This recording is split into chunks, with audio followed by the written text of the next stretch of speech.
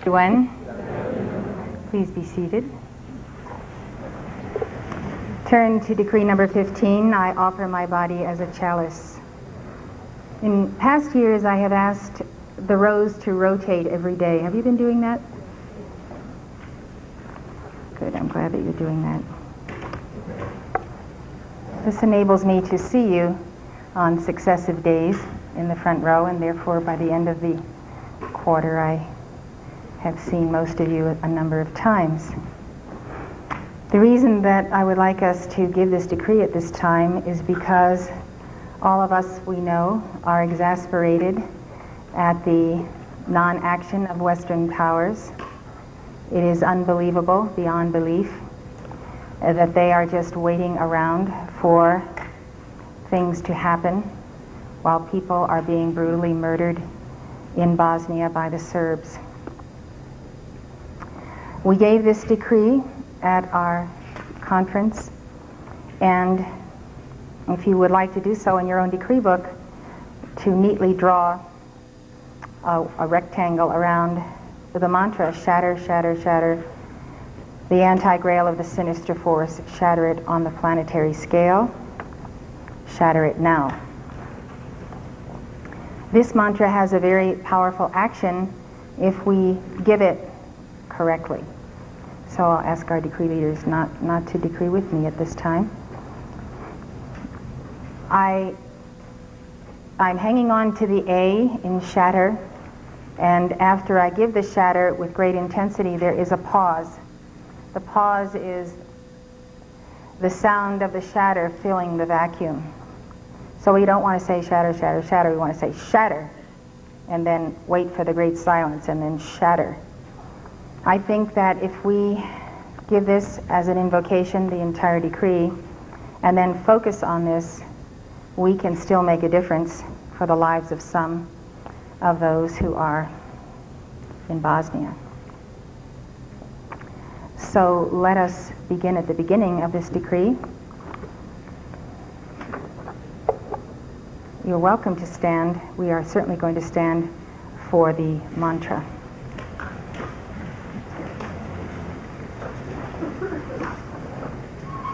Would you like to make an announcement, A.V.?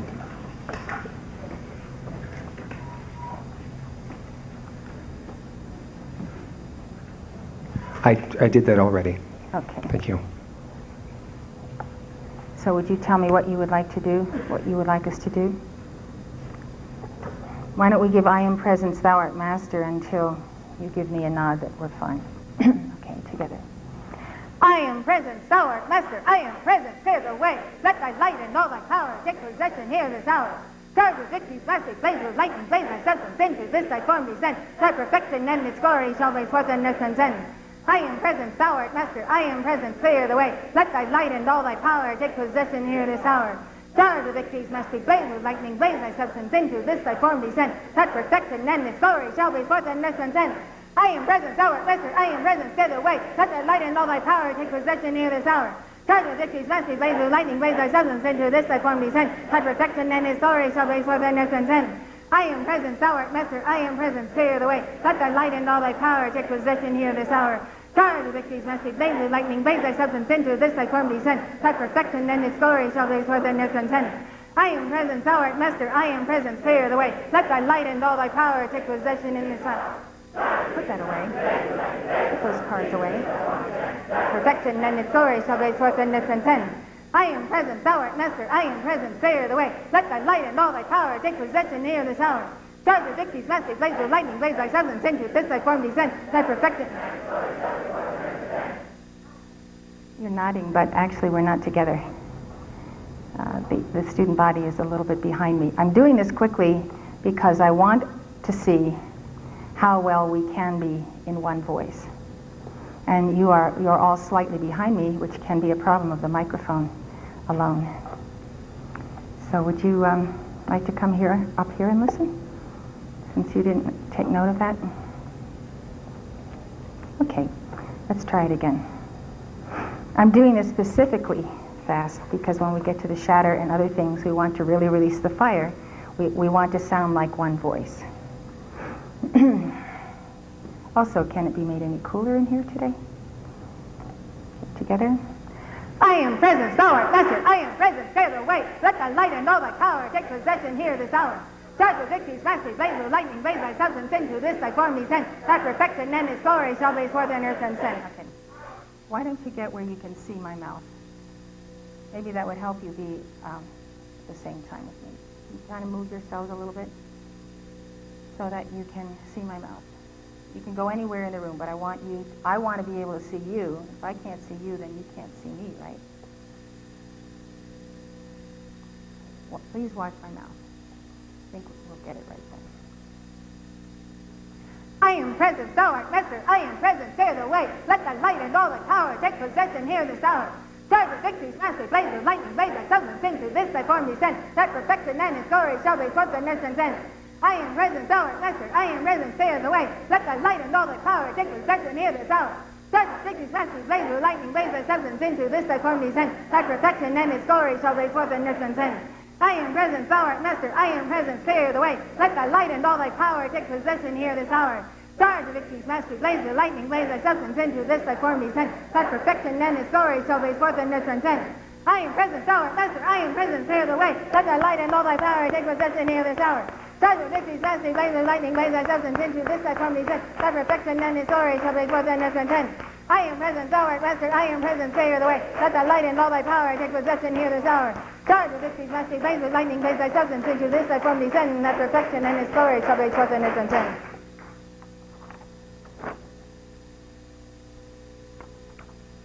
We're ready to begin.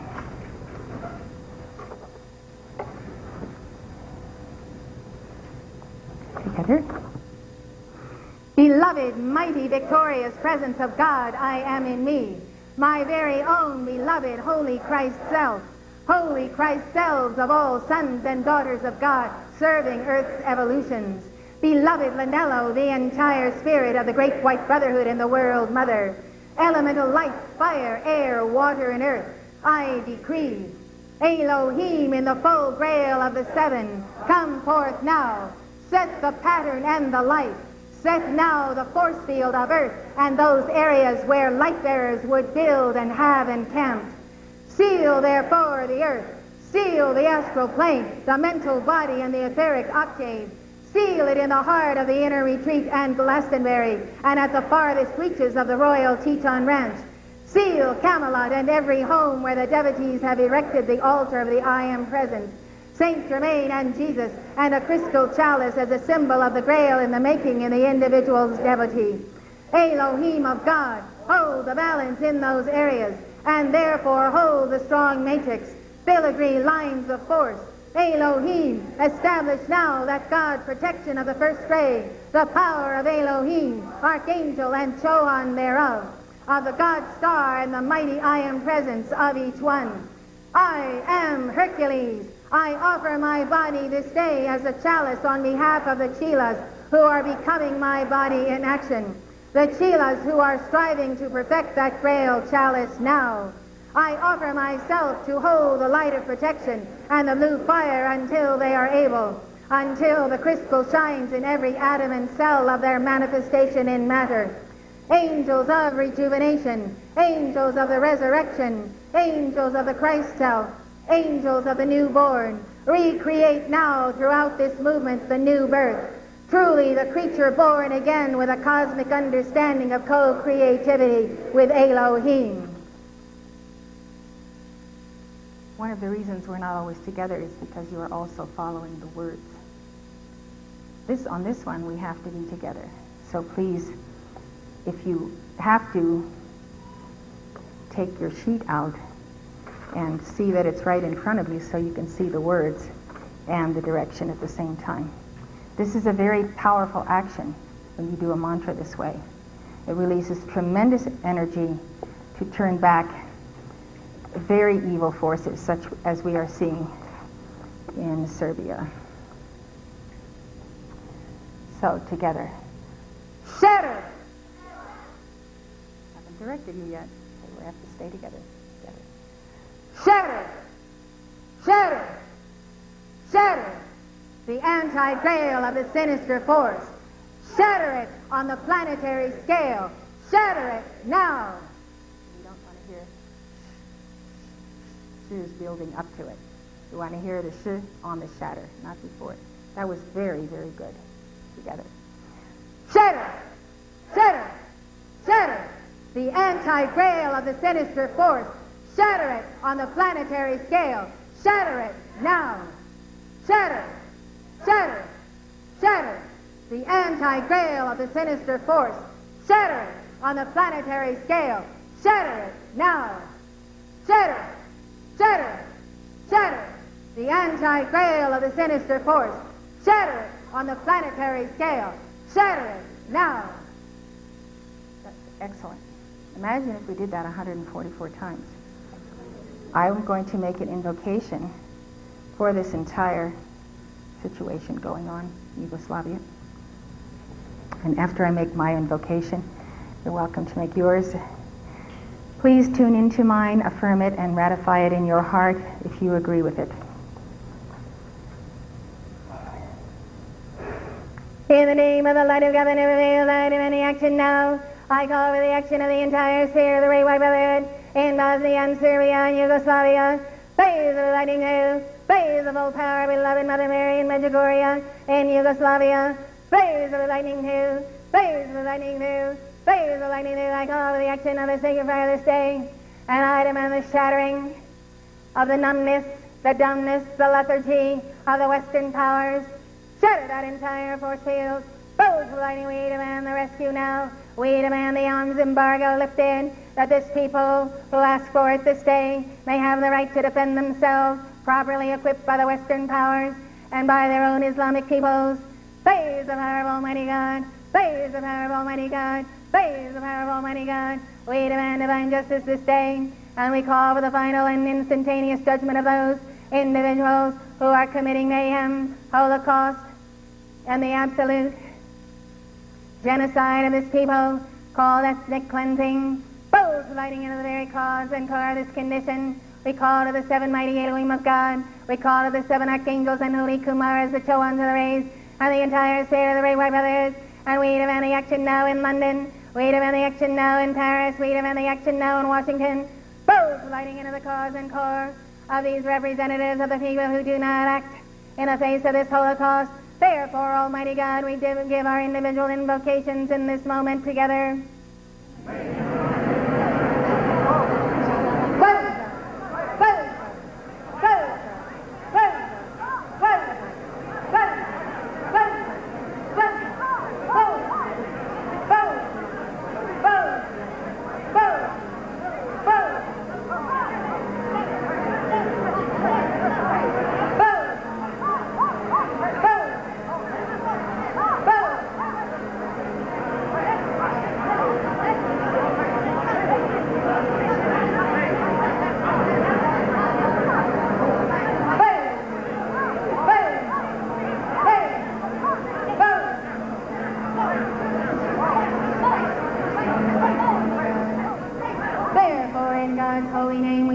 Together, shatter! Come on, you know how to do this. Just follow me together. Shatter! Shatter! Shatter! The anti-grail of the sinister force. Shatter on the planetary scale.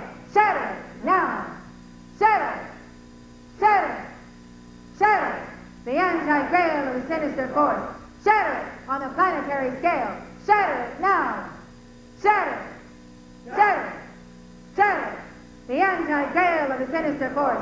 Shatter on the planetary scale. Shatter now! Shatter!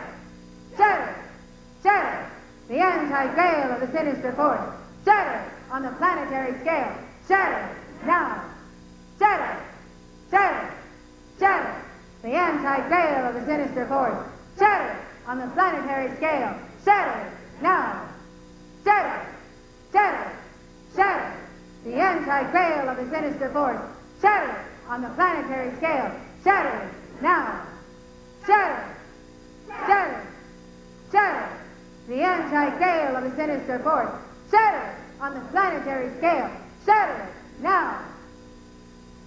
Now I'm asking you to increase the intensity as well as the loudness of your call, but don't shout without being in control. I want you to give the full flow out of your being. Visualize Bosnia, the towns that have been taken over by the Serbs, the camps, the tents, the UN peacekeeping forces. Visualize very strongly what you've seen on television in the past week. Hold it in your mind's eye to such an intensity that your etheric body is there.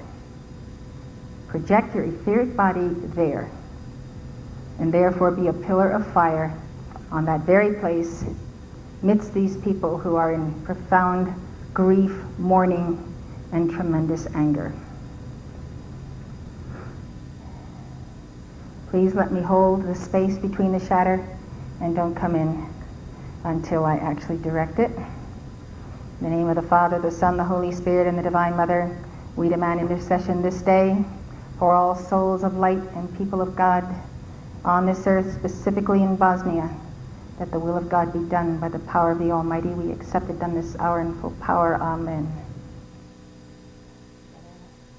Shatter! Shatter! Shatter! The AntiGrail of the sinister force. Shatter it on the planetary scale. Shatter it now. Shatter it. Shatter it. Shatter it. The AntiGrail of the sinister force. Shatter it on the planetary scale. Shatter it now.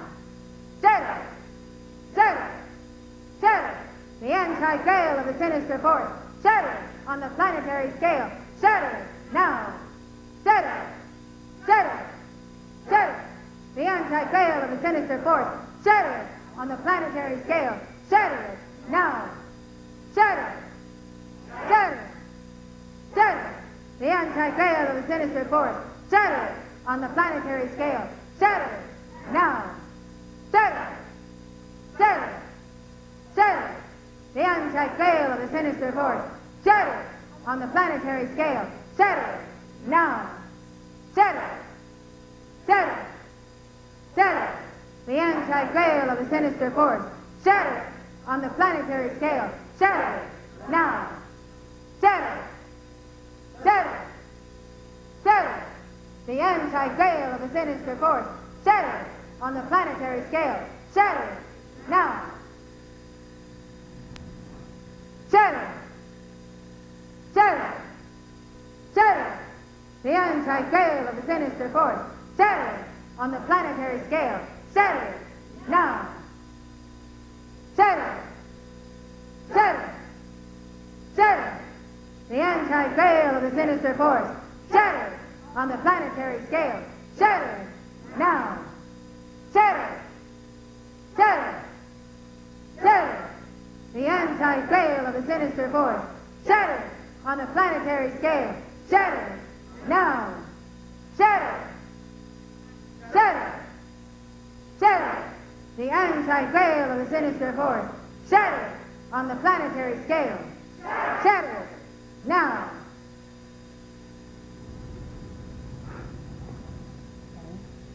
Shatter it. Shatter it.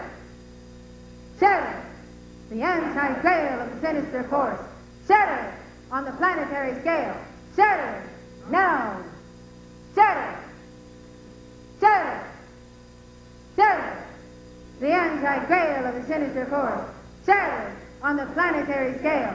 Shatter it now. Let us conclude this decree by finishing it. I am Hercules. Bind the AntiGrail and the anti-chalice.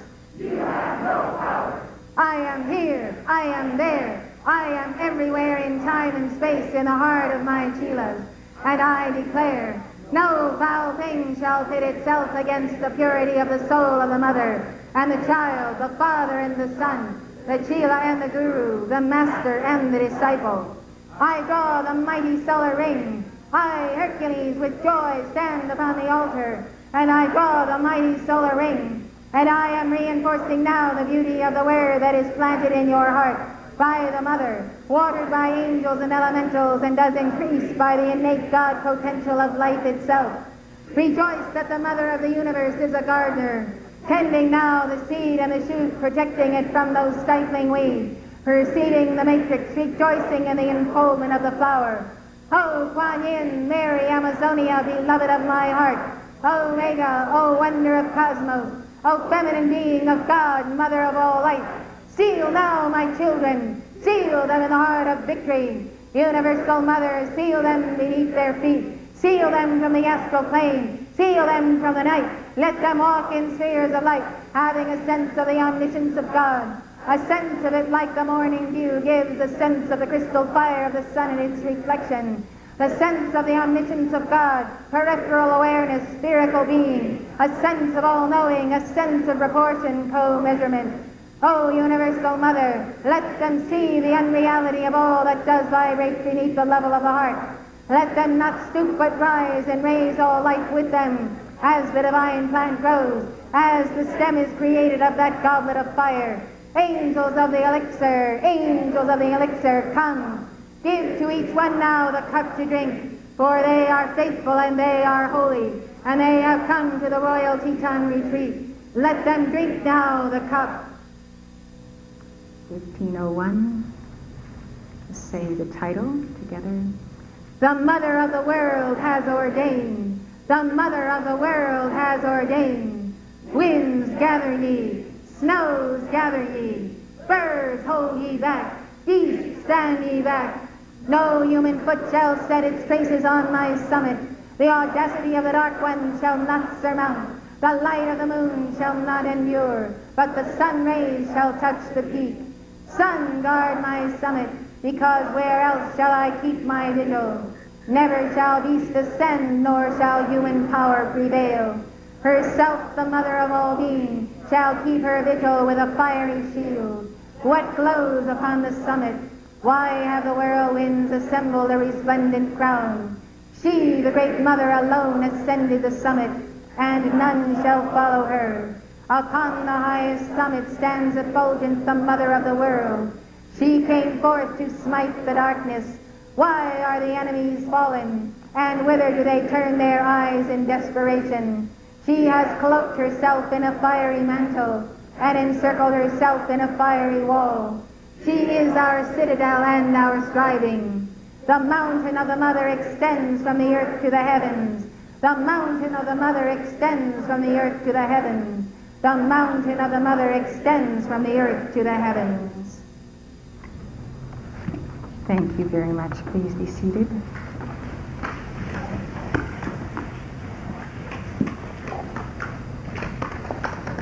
We're going to give meditations on our new Love Flame tape.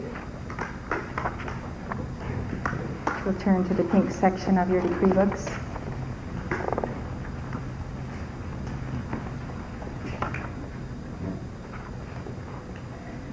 We'll give 3003 and 3004.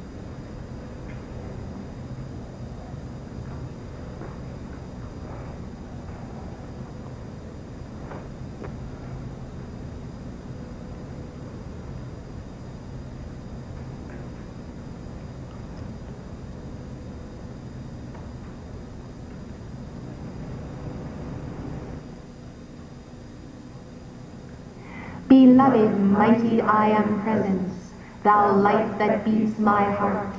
Come now and take dominion, make me of thy life a part. Rule supreme and live forever in the flame ablaze within. Let me from thee never sever, our reunion now begin. All the days proceed in order from the current of thy power, flowing forward like a river, rising upward like a tower. I am faithful to thy love ray, blazing forth light as a sun. I am grateful for thy right way and thy precious word, well done. I am adoring thee. I am adoring thee. I am adoring thee. O God, you are so magnificent. O God, you are so magnificent. O God, you are so magnificent. O God, you are so magnificent. O God, you are so magnificent. O God, you are so magnificent. O God, you are so magnificent. O God, you are so magnificent. O God, you are so magnificent. I am adoring thee. I am adoring thee. I am adoring thee. Moving onward to perfection, I am raised by love's great grace. To thy center of direction, behold at last I see thy face. Image of immortal power, wisdom, love, and honor too. Flood my being now with glory. Let my eyes see none but you. O God, you are so magnificent. O God, you are so magnificent. O God, you are so magnificent. I am adoring thee. I am adoring thee. I am adoring thee. I am adoring thee.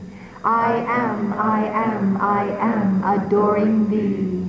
I am adoring thee. I am adoring thee. I am adoring thee. I am adoring thee. O God, you are so magnificent. O God, you are so magnificent. O God, you are so magnificent. My very own beloved I am. Beloved I am. Beloved I am.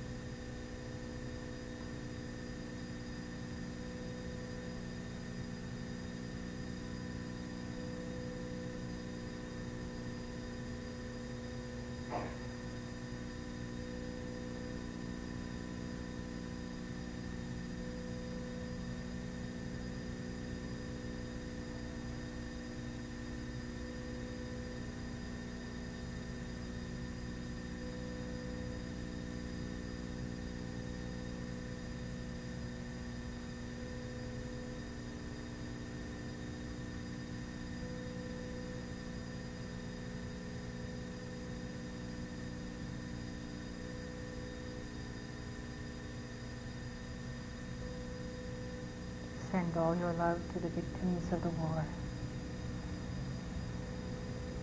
living or deceased.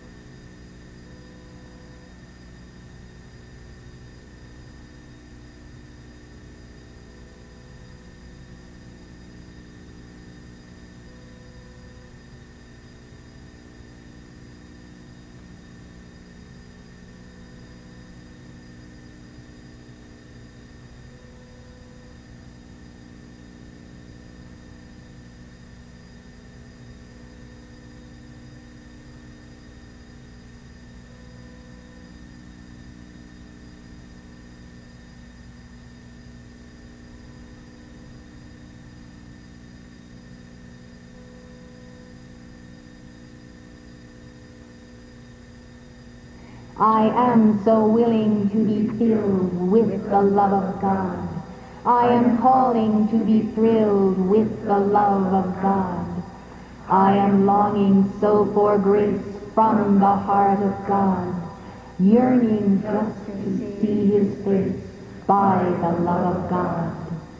As a rose unfolding fair wafts her fragrance on the air, I pour forth to God devotion, one now with the cosmic ocean.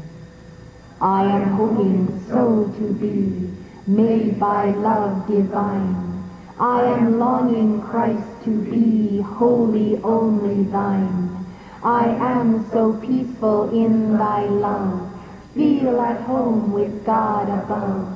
I am at one with all mankind, the cords of love God's children bind. I am for e'er one living soul, with angels, man, and God as goal. As a rose unfolding fair wafts her fragrance on the air, I pour forth to God devotion, one now with the cosmic ocean. I am locked in God's great love, his mighty arms of power, cradled now by heaven above, protected every hour.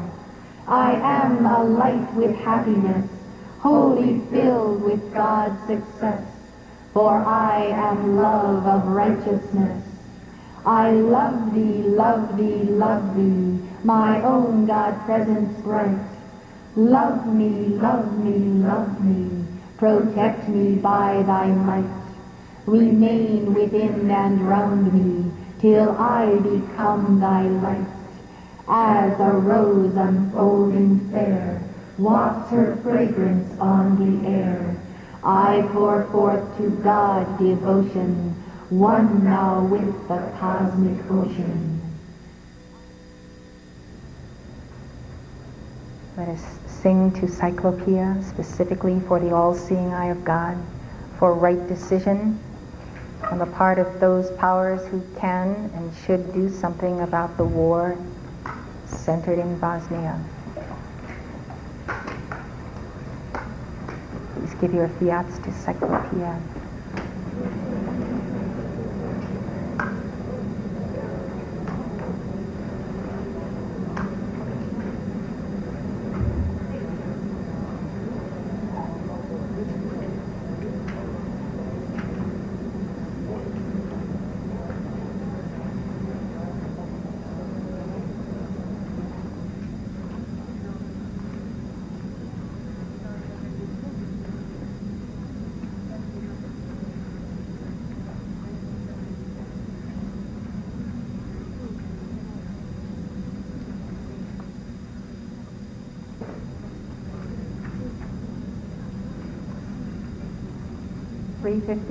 A.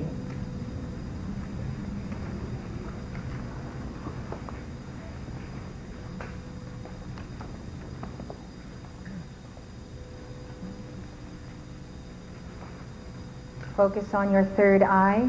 Visualize a white fire beacon coming out of your third eye into Bosnia and into the leaders of the West who have it in their power to make right decision on behalf of the people of the West for those in Yugoslavia. This is a time to sing your song through the third eye chakra. Project the song through the third eye. It's a very good exercise. If you get a headache, drop your focus to your heart and return again when your third eye is at peace.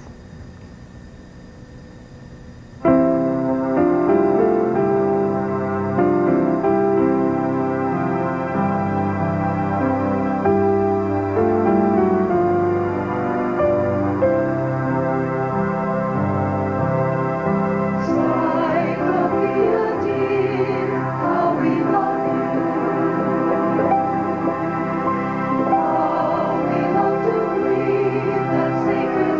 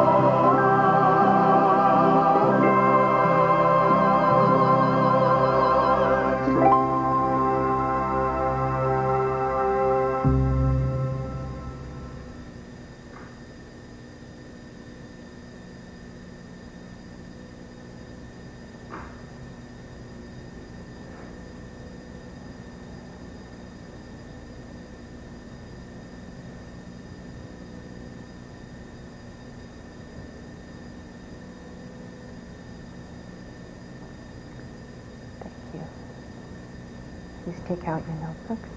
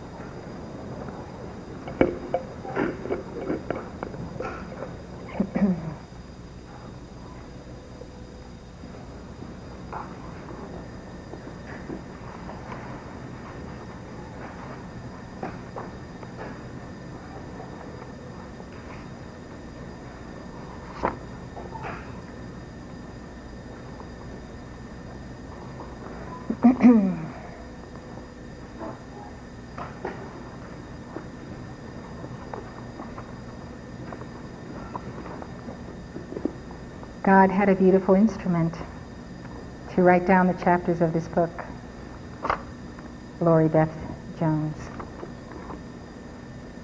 I wanted to tell you about the reason why we pick folded papers from a hat instead of getting assignments. How many of you are pretty accurate at anticipating which fortune cookie you should take at a Chinese restaurant? And the message is always right for you, right? If you put your mind at a certain place, your soul takes over, and your soul will pick the right piece of paper out of the hat. So that's why we did it again, because we're not assigning this, but your soul is selecting the topic. And the reason we let the soul select the topic is because the soul knows best what you should be working with, rather than what your intellect would perceive as the necessity. So this particular take on Jesus' birth, he was constantly in a state of celebration,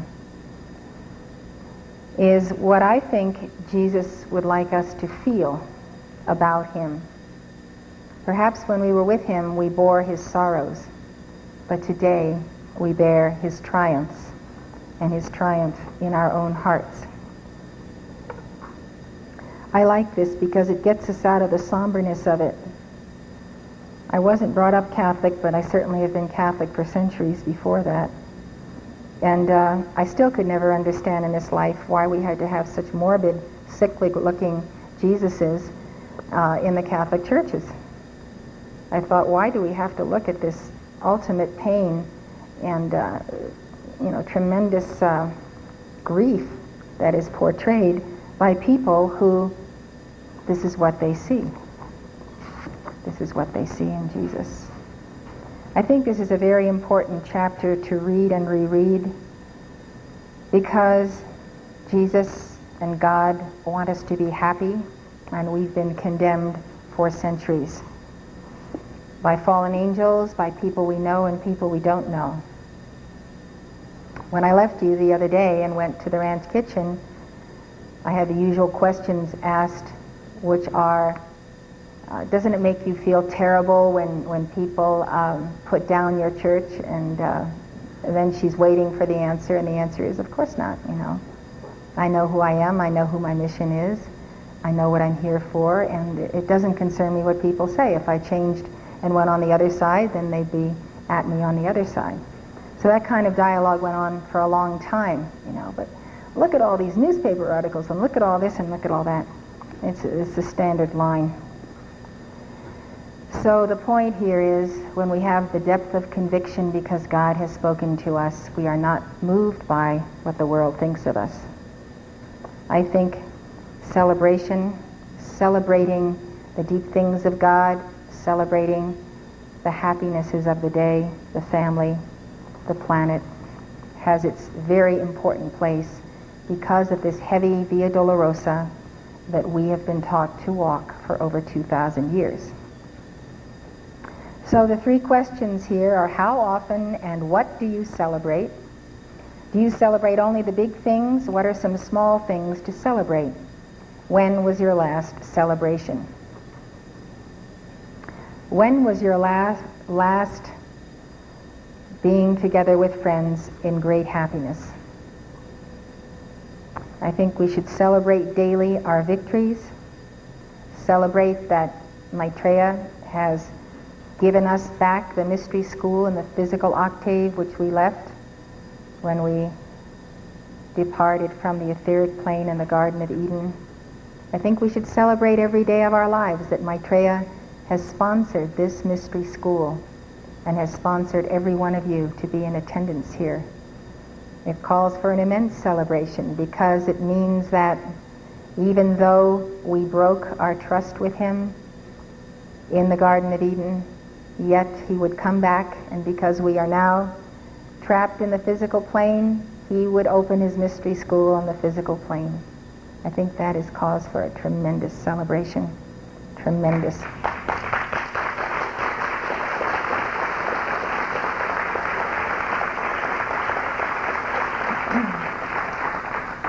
So I'd like you to really write sheets, reams of notes on causes for celebrations, everything that you can think of.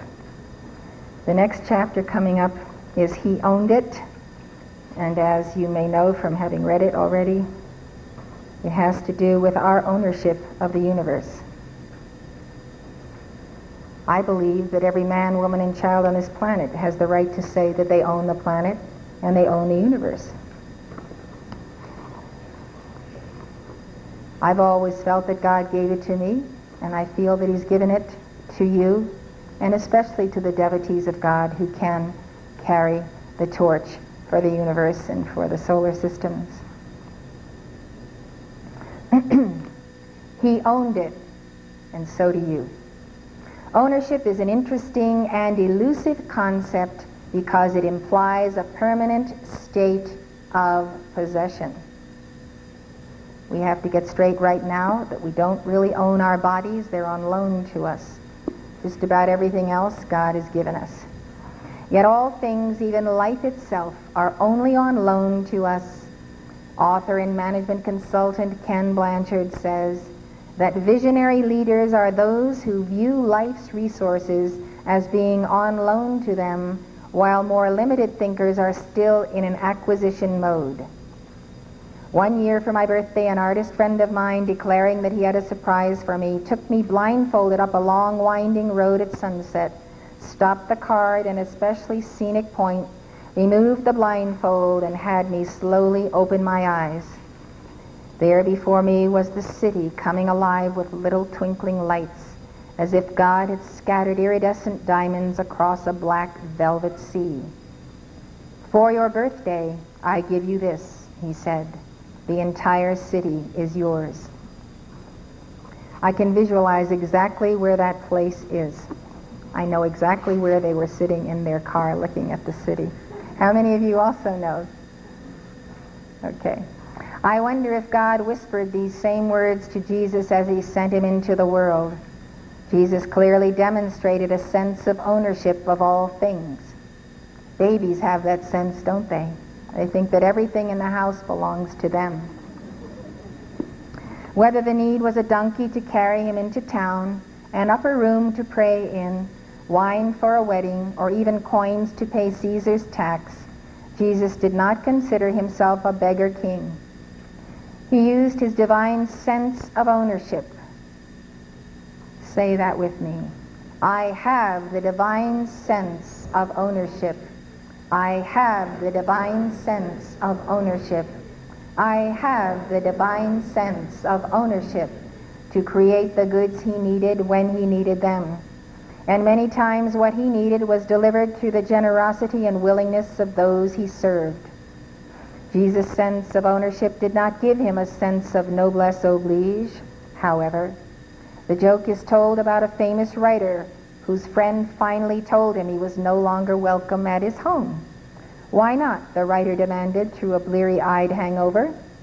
Well, Ernest, frankly, it's because you come into town, eat all my food, drink all my wine, and run the help ragged with your demands. And besides all that, I really don't like the way you've been looking at my wife. Well, said the writer in surprise and disgust, then what are friends for? In the Garden of Eden, God told Adam and Eve, I give you all this. Take care of it. He told Abraham the same thing. All of this land is yours as far as the eye can see. Jesus described himself in one of the parables as the husbandman who had been sent to take care of the vineyard. He looked at the world and the people in it as his responsibility, his inheritance, and his heritage. The whole universe was his, and he knew it. Perhaps that is one reason why the people called him king. It was the way he looked at the world and carried himself in it. Jesus said, all that the Father has is mine. Every galaxy, every newborn sheep, every fish leaping into the net, all that the Father had was his, and he knew it. He owned it. If only each of us could get a good look at the heavenly deed written in our name. If only we could study it and know our inheritance by heart, we would walk on this planet a different way, with more gentleness perhaps, and more certainty and power. In order to own a gift, you must first receive it. Jesus had power because he owned it. He owned his own power. What do you really own with a deep down in your heart knowing? What are you trying to own? How can you truly own it? Let's go back to where we were in answering the questions. So the next number would be which question now? 13. Here we are. He believed in himself. How much do you believe in yourself?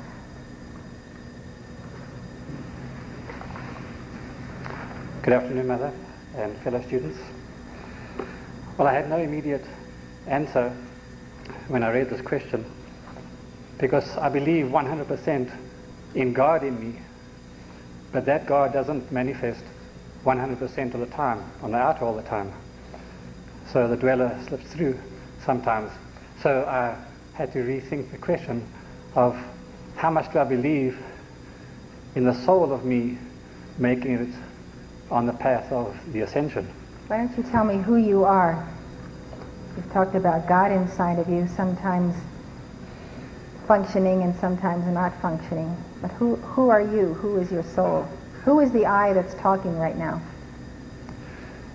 It's my consciousness, which is part of my soul, and partly united with my Holy Christ self. Don't complexify this. Who is talking right now? Me, Craig Nicholson. Great. Craig is talking. Right. Okay, Craig, you have elements of all levels of your being that you have become, and then other elements of your being that you haven't realized. So Craig now is talking. So let's define Craig, and then Craig, tell me how and what you believe in yourself. I. Start with I. Good. Very good word. I believe 100% in myself. Which self? Me, Craig. Now, if you believe in that Craig, you're going to get into trouble. Now, who do you really believe in? Well, I believe that I'm bonding myself to my Holy Christ self, and I believe 100% that I will become fully bonded to my Holy Christ self. And the qualities that I admire and that I like most in the universe is honor and integrity. And I know that if I hold on to that, then I know 100% I will make it on the path. And with the opportunity of the Ascended Masters and all that they have given us, and a most dependable embodied guru, I have no doubt that I will make it. And believing in someone means that you're rooting for them and that you are supporting them. And therefore I can only say that I believe 100% in myself. Every portion of yourself, from your mighty I Am Presence to your Holy Christ Self, to your soul, to your four lower bodies. You have to believe in all of it, don't you? But you have to most certainly believe in the part of you that will never die, that is already immortal, and that is your I Am Presence and Holy Christ Self. So I think that we believe in our determination to achieve a goal, but we depend on God, us working with God to see it through and become who we are.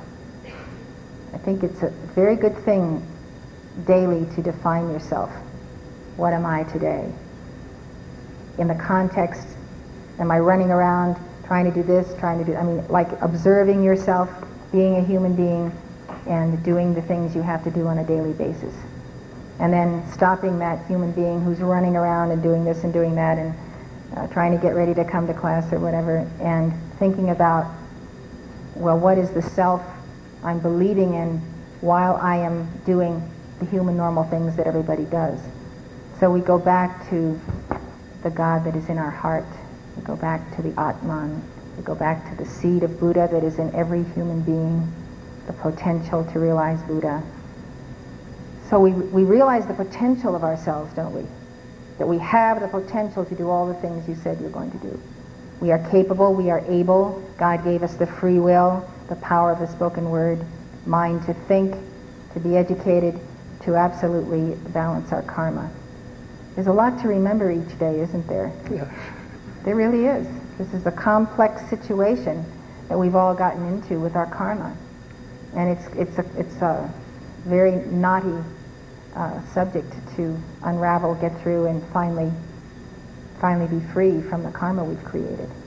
So believing in yourself through all the miasma, through all the trials, through people you have to meet, you have to know, you have to work with, you wonder why do I have to work with this person, it's just so difficult, and on and on and on, and your karma takes you all over the world like a meandering stream. And if you're believing in yourself and you're believing in your victory, then you will submit. And one of the recollections I have of my past lives and of today and of this life is that I have been submissive to my karma, to my circumstance, to the situations I was born in to work through. I think we ought to write down the word submissive in our notebooks and leave a good half a page there, because you realize that karma forces you to be submissive. And when we see a nation in rebellion, or women's live in rebellion, or men in their ways of not including women in top levels of business and so forth, we realize there is a time to be submissive, because we are like the ox that is grinding out the corn. Today we're the ox, tomorrow will be the king of the ox. But today we're this ox that is pulling a load that's grinding out the corn, and the grinding out the corn is a symbolical way of the Old Testament saying that we are processing our karma. And in the steadfastness of being submissive, God liberates us. Every time I have said, I see this, I have to submit to this karma, and I do submit, and I finally come through it, I find that God is there waiting at the gate to liberate me and to say to me, all right, you've finally balanced this karma, you are free from this situation, from this entire circle of events, and you can go on to the next cycle. And that is the experience that I see, having been woven through all my lifetimes on this planet, going back about 28,000 years. And I've always seen this, that when I was in the mode of paying karma, I was submissive. And I tell you, it's necessary. You can't always be on top. Sometimes you have to grit your teeth and bear it and go through it. And there's no other way to get over it. You have to walk through it. You have to stay with this person. You have to stay with this group of people. And that's the way it is. And you just accept it, because you know that God is gracious. He is all-knowing. And He would not lead you into the valley of the shadow of death if you didn't have a reason and experience why you had to go there. So if you believe in yourself all the way through your karma, and you have the humility to submit to that karma, yes, you will. You will do everything you just said you're going to do. But don't forget to submit, because there are times to submit and there are times when you say, no, I will not submit to this tyranny. Thank you, Mother. Thank you, Craig.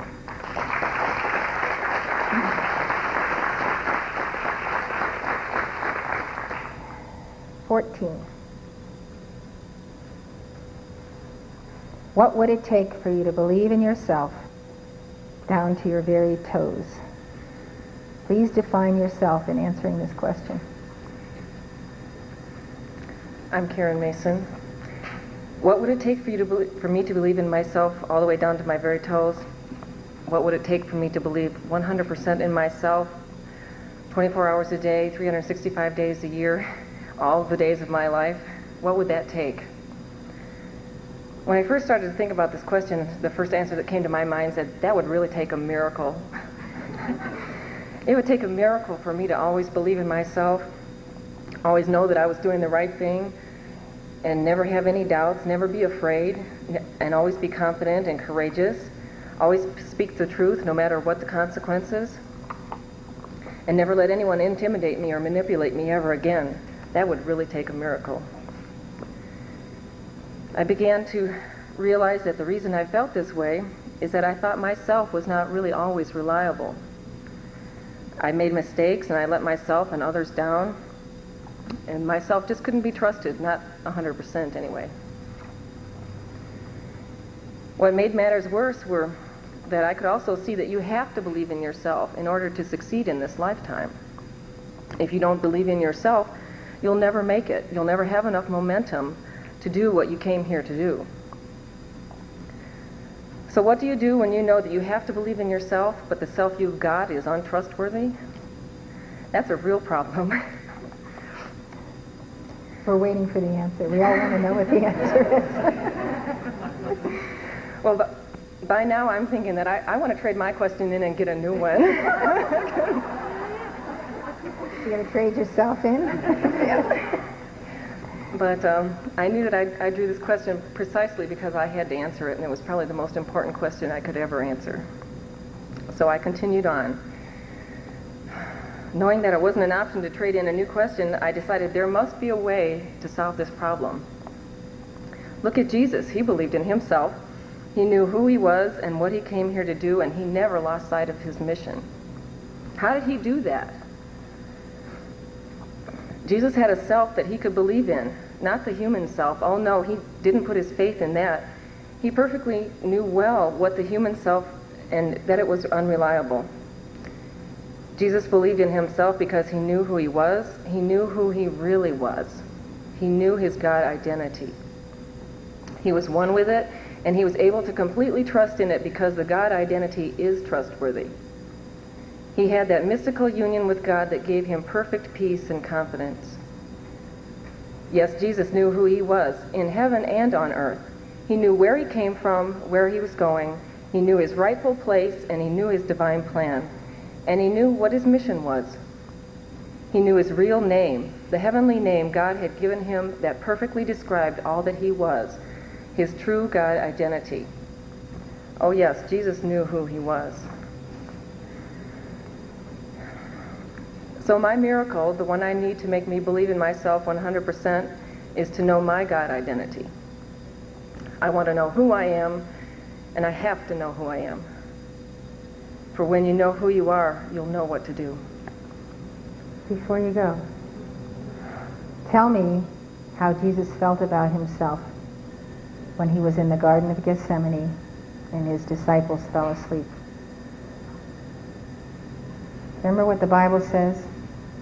He sweat, as it were, great drops of blood before he ultimately surrendered and said, Father, not my will. Nevertheless, let this cup pass from me. If thou be willing, nevertheless, not my will, but thine be done. How did he feel at that moment? The Bible says he was in agony. That's right. He was in agony. Was he sure he was going to make it to the crucifixion, to the other side? Was he sure everything was going to be in order, so his legs wouldn't be broken, so Nicodemus could take him down from the cross and beg the body from Pilate. There's a whole Passover plot that goes on here where Jesus ultimately walks away from the tomb. How did it feel? What did it feel like? Did he really believe in himself during those hours?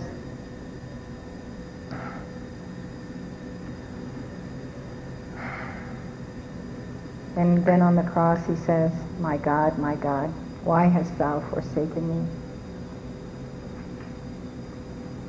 Mark Prophet gave an explanation to that. He said that the ultimate test of your realizing your Christhood is that you must go on the substance and the essence of God that you have internalized down here. Jesus became and realized the fullness of his Christhood in his final incarnation. And he constantly walked with the Father, with the I Am Presence, with Lord Maitreya as his guru. But the test that he had to pass on the cross was to sustain himself for eternal life without the support of the I Am Presence.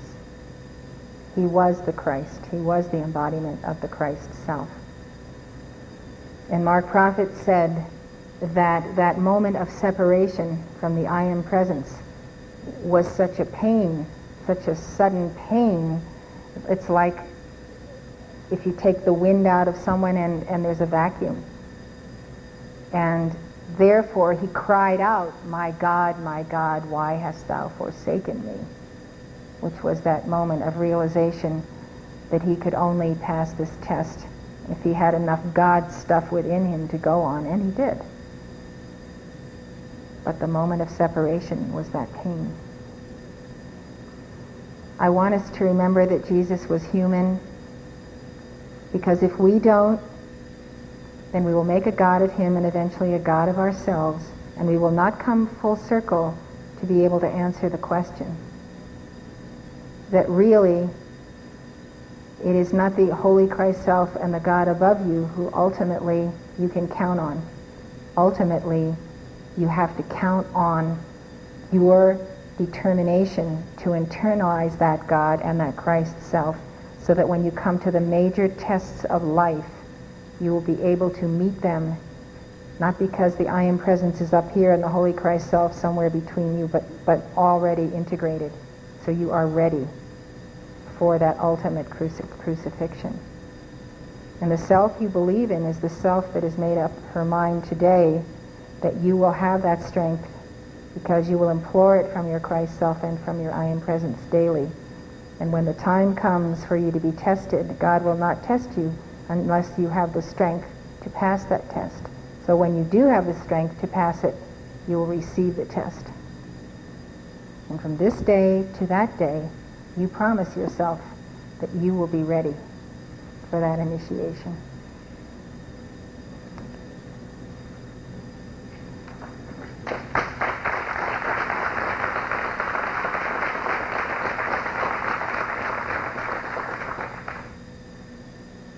He had internal anchors. Internal anchors. See, we're past that, aren't we? I was going to go on to the next chapter rather than the next question. Okay, so you want me to do this? No, we're going to read a chapter and then we're going to call up the next number. I just didn't go to the right page. Sorry. You'll have to go into your dither all over again when you get up here.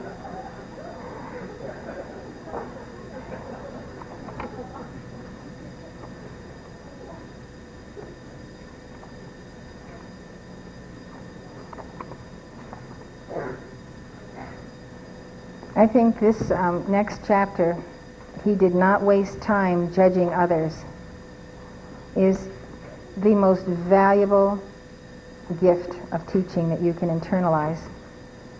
Have you all read El Moria's pamphlet? What's the name of the pamphlet again?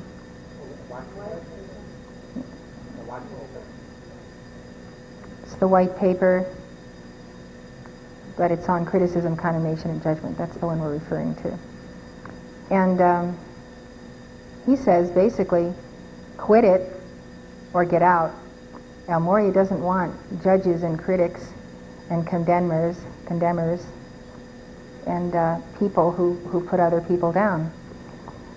These are very deadly people. They can cause the entire barrel of apples to rot. They can turn a whole group of people against God or against the path.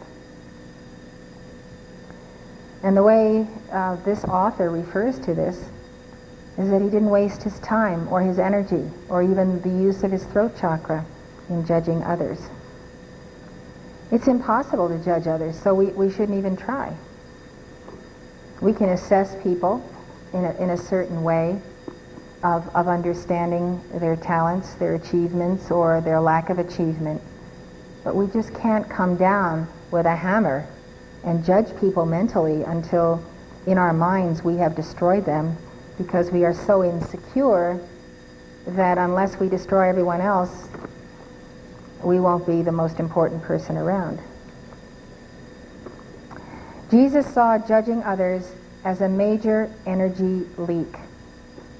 I think that is one of the best ways I've ever seen to approach this subject, because it has to do with you. Okay, you're going to let your energy leak out, all these holes in the barrel of your body. All this energy goes out from you because you're judging others. He stated many times that he did not come to judge, but that he came to help. He did not spend 1 minute on the demolition crew. He spent his energy on creation and restoration. Judging others was not his job. Judging others is not my job, and it's not your job. And I would like to tell you also not to put down yourself. He said, I do not judge you. Your own words judge you. And in addition to that, your own thoughts judge you. Your own minds judge you. He knew our accountability. He trusted each of us with our choices. Judgment halts progress. Underscore it. On this chapter and this teaching, you will either win or fail your ascension in this life. I have seen people again and again and again who will not stop judging. And I finally have had to let them go, because I don't want any rotten apples in my barrel. Judgment halts progress. When we as leaders judge others, we inhibit our own forward motion. You're always a leader to someone. We've discussed that already in this course. We inhibit our own forward motion. Also, when we judge others, we are not doing our job because we are not in sync with the energy that moves us forward. Sometimes we judge others in ways we are unaware of, such as looking to see where they are in the race.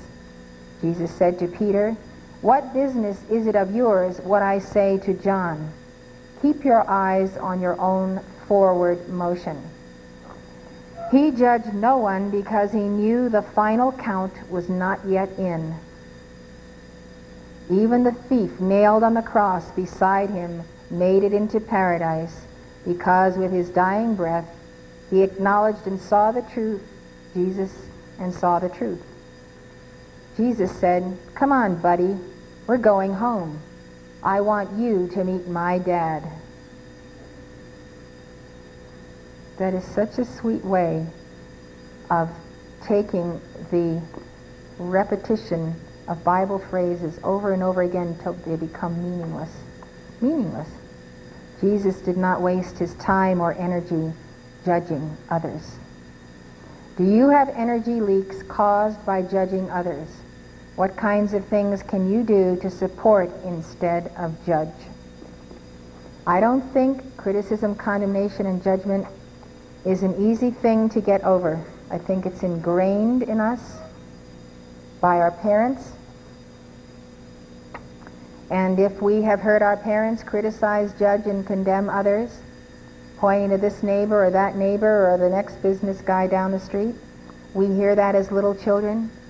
We can be engaging in criticism and not even realizing it. I have noticed that certain types of people, certain people with certain kinds of backgrounds from different nations and cultures and so forth, have a tendency to judge more than others. Since I've traveled all over the world, I have studied cultures, and I see that some people are highly condemnatory because their families have been condemned for generations, because that was the way that children were brought up. They were brought up to be condemned. The devil condemns us. The fallen angels condemn us. We get condemnation all the time because the churches have told us we're miserable sinners. So we're the worst ones of all on ourselves. We condemn ourselves.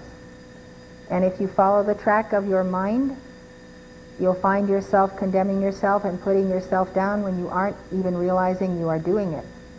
So this is a major beast to tackle.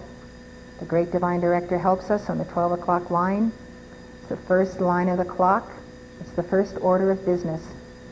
You either have one or the other. You have the God power that the Great Divine Director gives you on the 12 o'clock line, or you have the criticism, condemnation, and judgment. So take your pick. One of the ways I found to conquer any discord in my life stream was to recognize that the moment before anyone becomes angry, there is a split second when anyone who thinks at all can decide to go ahead and let the riptide of anger go through him, or to say, no, I'm not going to become angry. I'm going to solve this problem with kindness and with sensitivity and with patience. So when I observed this in myself and other people, I said to myself, you have no excuse to ever be angry, because you know that there is that moment that your Holy Christ self speaks to you and says, don't do it. You'll be making karma. You'll be injuring others. So we have a choice. We have a choice in this whole thing. And the question is, do we have the self-discipline to say, no, I will not be moved, and I will not violate my throat chakra. So when people judge others, the fourth word, criticism, condemnation, judgment, the fourth one is gossip. Because if people criticize, condemn, and judge, they will also carry through the gossip mill stories many, many times over that have been told many, many times over. And so once you allow your throat chakra to become the instrument of all of this, you can understand that much of the karma that people have made over centuries, 10, 20, 30,000 years, has to do with our misuse of the power of the spoken word. That is one of the reasons why we decree. When we give the violet flame, we're asking God to direct that flame into the cause and core of all misuses of the throat chakra. Because when you transmute all your misuses of the throat chakra, then you stand to receive an empowerment from God. An empowerment whereby God says to you, I have observed you for so many decades, so many centuries, and I have seen that you have been diligent in holding your peace and not allowing yourself to hurt others with the misuse of the throat chakra. So then God says, you have passed your test, so I can empower you on the first ray. When you receive empowerment on the first ray, then the decrees you send forth are many times more powerful, because God has entrusted you with his power, because you have proven to him over many lifetimes you will not misuse the power of the spoken word. Please think about this, because, as I said, it will make the difference as to whether you make your ascension in this life or you do not. And of course, you must recognize where you have been at fault. And if you don't know, ask your best friends. They will know. They will tell you politely if you ask them what is something that they observe in yourself that they feel you could correct. Your brothers and sisters will tell you in great kindness if you approach them gently. So look at this seriously. Now we'll go back to the question and the one who is coming forward.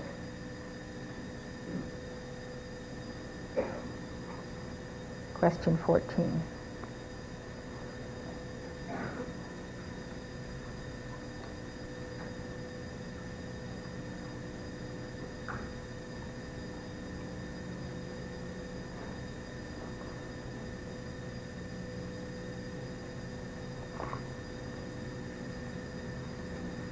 Good afternoon, Mother. Sorry about that last. Please read the question. The question is, what are your internal anchors? My name is Riley Dawson. Did we do question 14? Yes, we did. Okay. Thank you. This is kind of difficult because we wouldn't be doing this if there were multiple choice.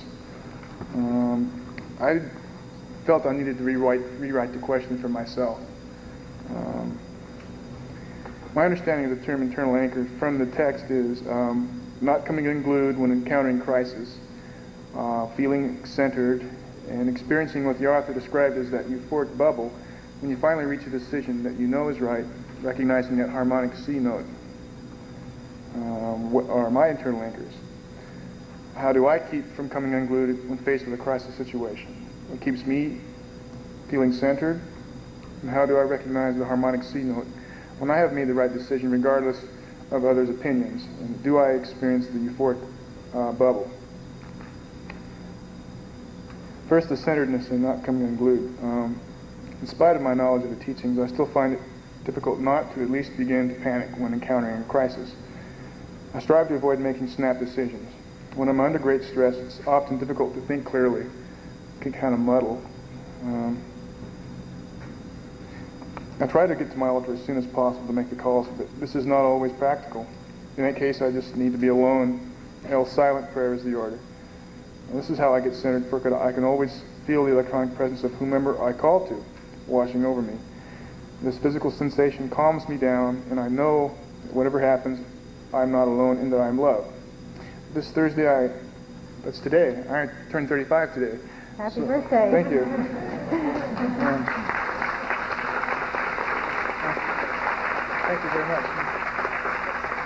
11 o'clock line. We did the cosmic clock today, and so it's pretty apropos. So I've been kind of stressed lately. Last 6 weeks or so, I felt a little bit more than stressed lately. But being here and constantly reminded that I'm loved has made all the difference. I noticed that some of those that went before me, they used as an example of their question and how they came to find the teachings. And it makes me feel good because I use that also as an example. And you've heard some of this before, Mother, so. Okay, I like to hear the old story again. I need to use some real examples. In 1989, I became acquainted with Saint Germain during a meditation. I was involved in a meditation group that used as its basis the I Am movement materials. So we had their chart of the Divine Presence, which left some very important things there. And their picture of Saint Germain, which is similar, but Saint Germain is Saint Germain, and his presence is his presence. We had a guided meditation, and they left us alone. And during that meditation, I felt this presence, and I felt a sensation like electricity just washing over me. And I also saw an image of standing on a mountain, looking down over a valley. And it imparted to me that this was the beginning. But this was in '89, and I didn't reach the teachings till '91. Later on, I saw Mother on 60 Minutes. They weren't too flattering, but I saw Mother on in front of the altar, and behind her I saw the Chart of the Divine Self. And I also saw a picture of Saint Germain, and I desperately wanted more information, but they didn't give an 800 number at the end for more information, because it was kind of an expose thing. So it wasn't until later that I saw, one morning in the spring of 1991, while flipping through cable channels in Phoenix, I came upon Mother on public access. And she was lecturing on the lost teachings of Jesus. I felt that electrical sensation again. I felt compelled to watch the program. And at the end of the program, there was a knight on a horse in an 800 number, and a song about 144,000 that sent even more chills down my spine. Still sends chills down my spine today. Have you met the knight? No, I haven't. Yeah, he lives in Glastonbury. Well, I felt compelled to call the number. I was told that I would receive some information. Now, here's an example of that euphoric bubble that I felt, having made a right decision. I knew that, I was going through some turmoil then, but I felt an inner peace with that. Having called and hanging up the phone, that part is kind of taken care of. That really initiated me on the path, because everything else kind of fell into place after that. Some days later, as I approached my mailbox, I once again felt that strong electric sensation that I felt that day with St. Germain. Clearly, there was something in the mailbox that was of great importance. When I reached the mailbox, I found an information packet from the ranch. I tore it open and walked away reading the brochure. There was listed the names of several ascended masters that would be waiting for me that summer. As I read each name, I felt a different electric sensation, as though they were introducing themselves to me, one master at a time. I felt compelled to attend Freedom 91. There was another euphoric bubble. I felt this sense of panic, like my life depended on getting to the ranch. It's true, it's overwhelming. I was like, I had no idea there was a local study group in Phoenix, and I found that there was, and I was able to get a ride, and they had some inquirers classes at the time, and I got to learn more about the teachings before I arrived at the ranch. So I was totally green. I became a keeper and was baptized then also. That was another euphoric bubble. With the decision to apply to SU, I felt this bubble once again. This was truly the harmonic C note of making a decision in spite of what others thought around me. My family is strongly against the idea. They think I'm in a cult, but this is my life, and I feel like I'm the Christed one in our family. And I wanted to tell this also. I applied for SU, and I was working a job that I've had for the last 5 years in an engineering firm, and I was going to ask for leave of absence. I didn't think they was going to give it to me. They laid me off along with half the plant. So 3 days before Ann Kilroy called and told me that I'd been accepted to SU, I was laid off. So I was truly cut free.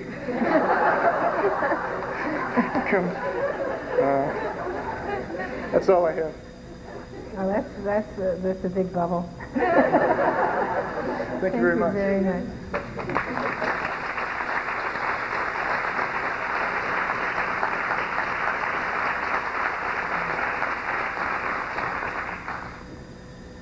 So, what are your internal anchors?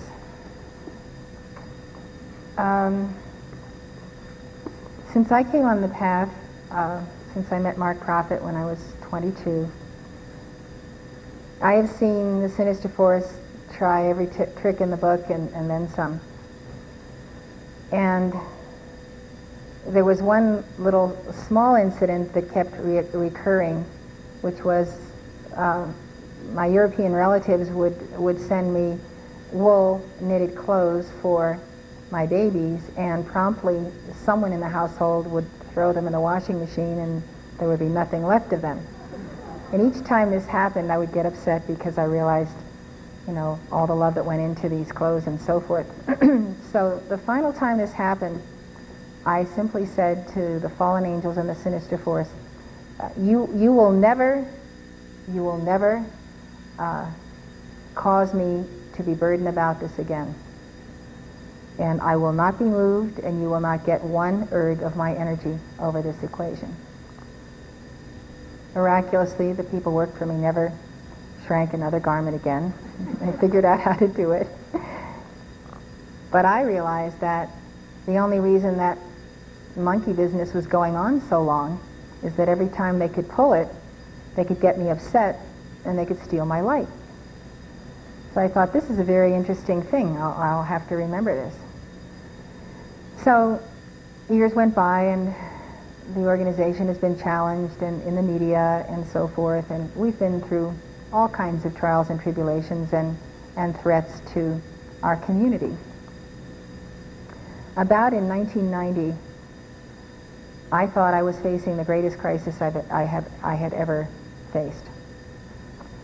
And I can remember walking up in the woods, up into the mountains, calling out to God to deliver us and to deliver our church. And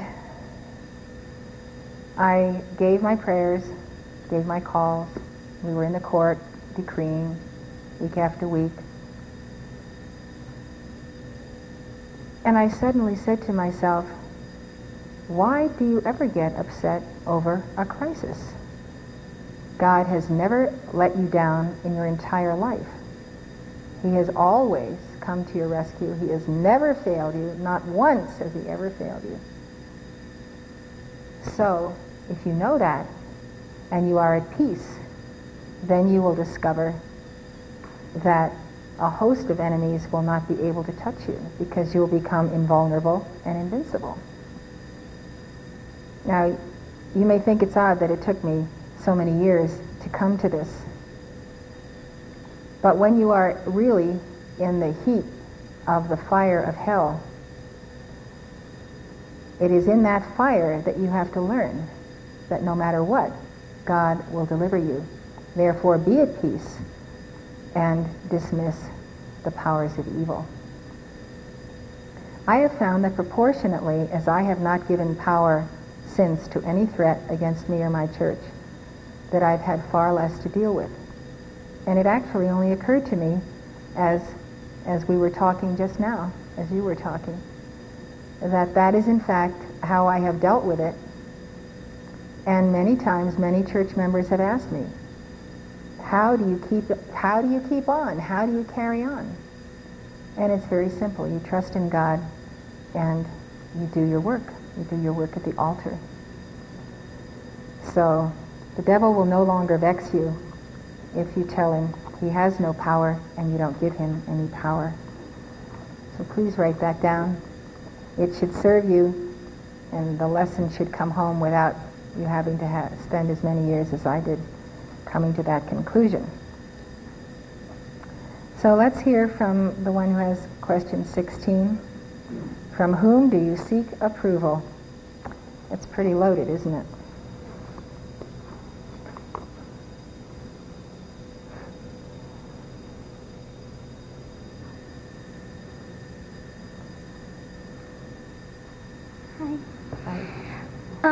I wanted to just start by saying that I knew my soul wanted to participate and answer a question, and I almost didn't get a number. I had gone out to the ladies' room, and when I came back, all the numbers had been already picked, and then just at the last minute, there was one left, and so I was ready, and I took it.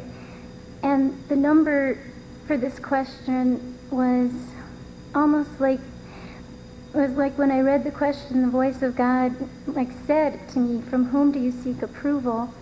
And it was like a very, very big key, I realized, for my life.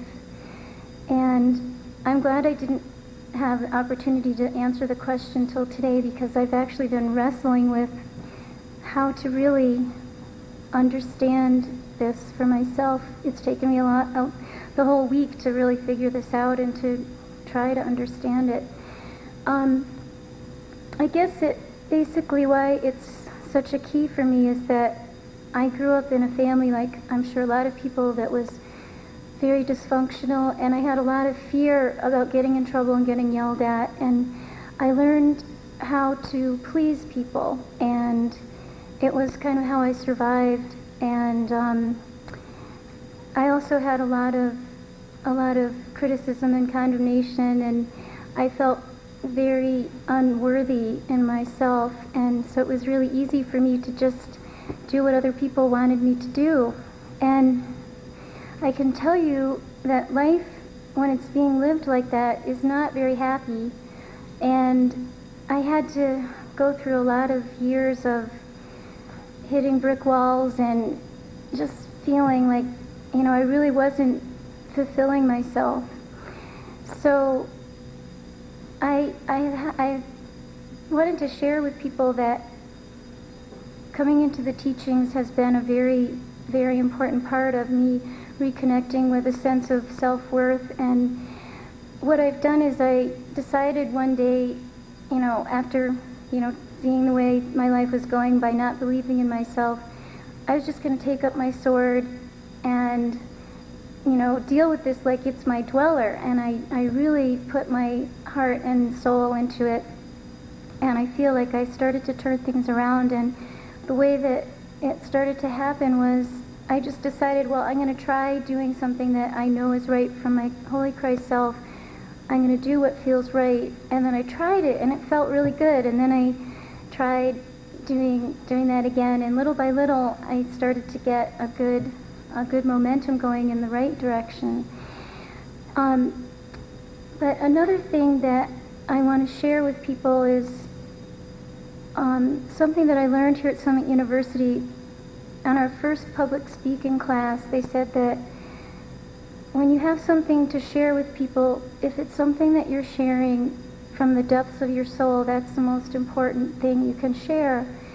And I realized that I wouldn't really be telling you the truth about myself if I just came up here and said, well, I've mastered this and I really don't care what anyone thinks of me, and I'm successful in my job, and I actually do have a management position in a company, and I get a lot of praise, and I have lots of fun, and I have a great time. And there's one thing though that I feel is a vulnerability, and that is that from a very early age I have been composing music, and I know it's from my soul, and a lot of times it's sad, and it's my soul crying out to God because I feel like I want to be reunited with God. And it's a thing that I do, and so I went to college and I got my degree in music, and they taught me to write modern music, and I was pleasing my teachers and everything, and then I just couldn't continue to express myself that way anymore because it wasn't truly me, and I wanted to find my guru and everything. And then when I got back into these teachings, when I found these teachings, it's like it reawakened my soul could play the piano and communicate what she wanted to say.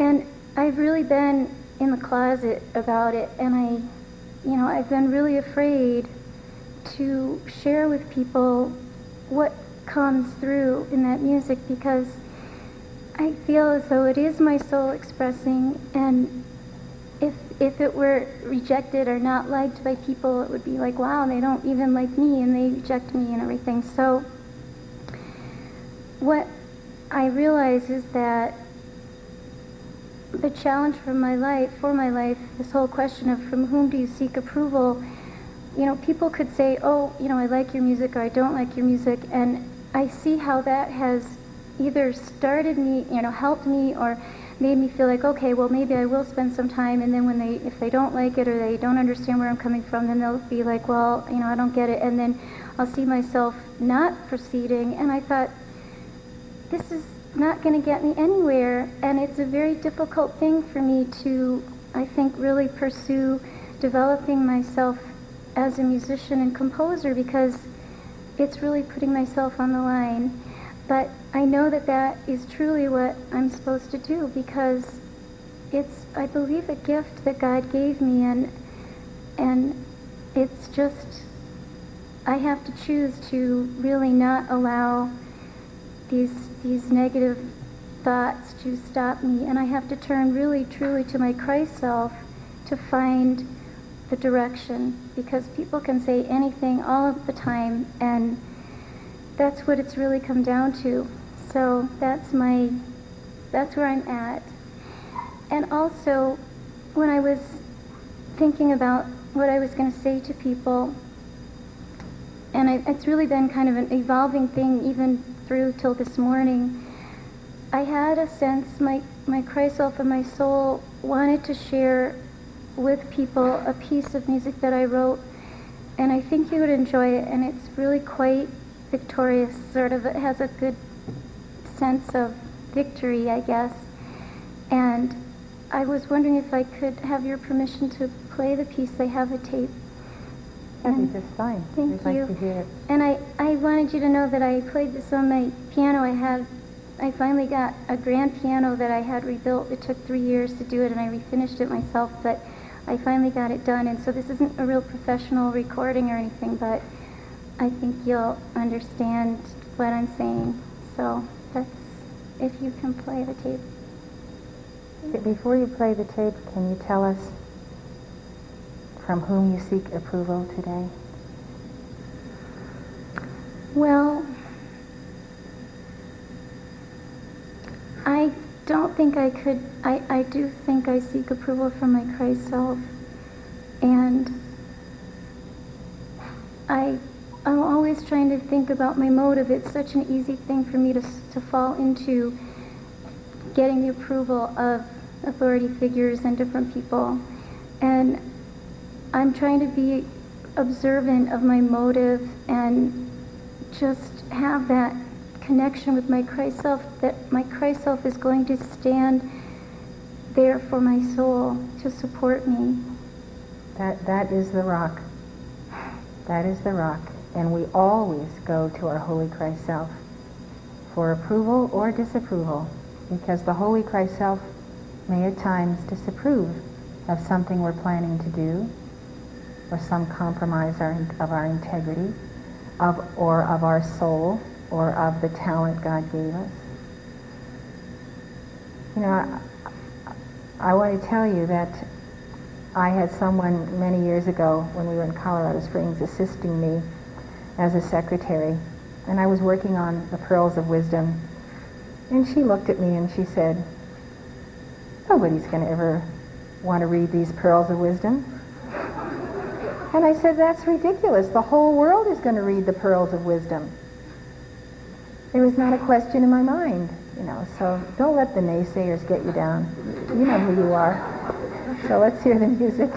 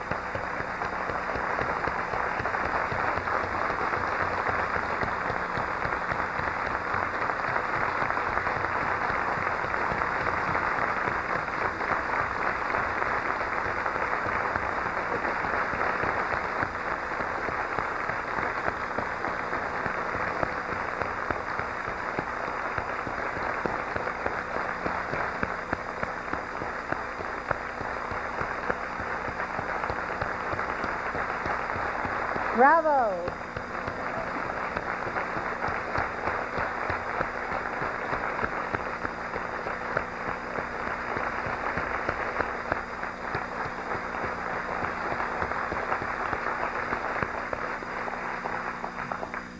We'll take a tape a day, please.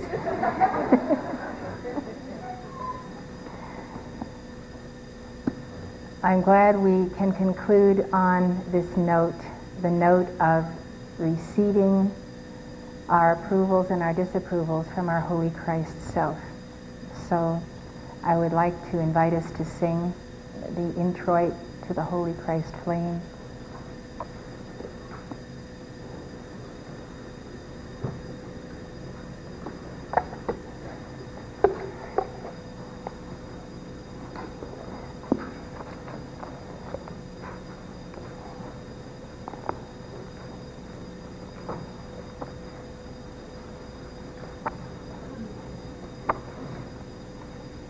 Do you have the number for us? 29. I'd like to ask you to make your calls to your Holy Christ Self. Number 1, to submit yourself to your Holy Christ Self. How many of you have had anyone say to you, trust me, just trust me? Yeah. Well, we've all trusted someone in our lives, haven't we? And it always leads us down the path of ruination. Mark Prophet said, trust no man. Trust only the God within another or the Holy Christ Self within another.